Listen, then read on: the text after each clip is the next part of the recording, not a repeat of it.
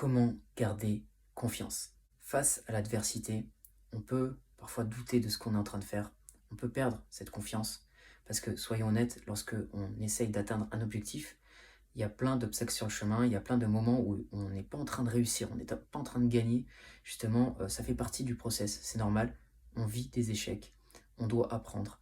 Et on peut douter justement de nos capacités et se dire que, voilà, est-ce que je vais vraiment y arriver? Est-ce que je vais vraiment avoir le résultat que je veux? Donc dans ces moments de doute, on peut faire certaines choses pour justement garder le cap et se sentir mieux.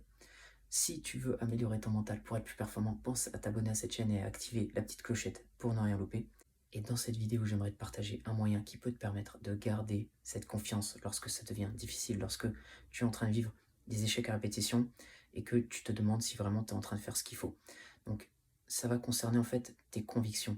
Ce moyen, en fait, si tu veux, pour garder confiance, pour avoir une bonne estime de soi-même, on a différents moyens sur lesquels, différents leviers sur lesquels on peut jouer. Tes convictions vont avoir un rôle important.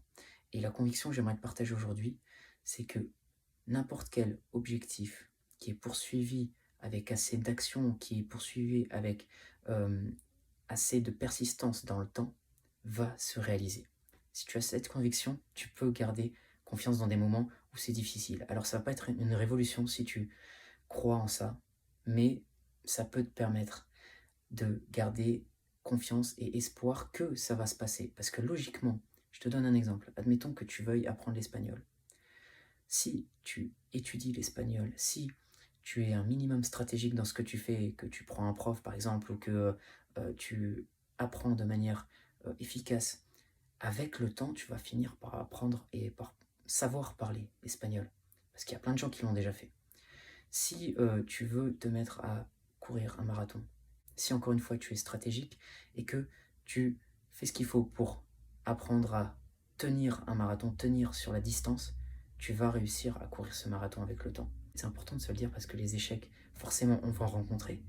Mais lorsque on n'est pas en train de réussir, lorsqu'on est en train de, eh bien, en fait, d'apprendre, on est en train de gagner en expérience. Donc tu peux avoir, là, à court terme, plein de choses qui ne se passent pas comme tu voudrais, plein de moments où tu n'es pas en train de réussir, où tu n'as pas le résultat que tu veux, mais tu es en train de progresser, tu es en train de gagner en expérience.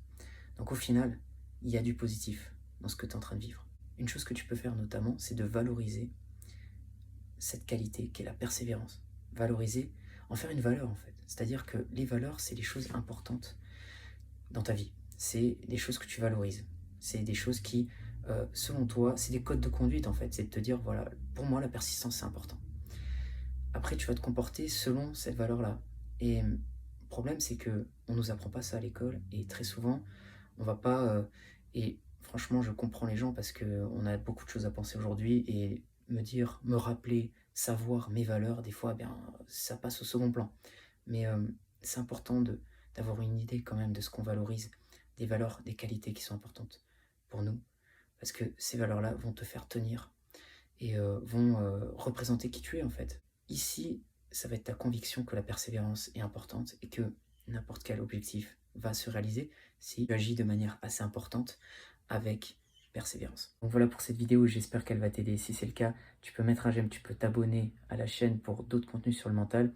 On va voir plein de sujets différents qui vont te permettre justement d'avoir le meilleur état d'esprit possible pour avancer dans tes objectifs. Et je te dis à bientôt pour une prochaine vidéo.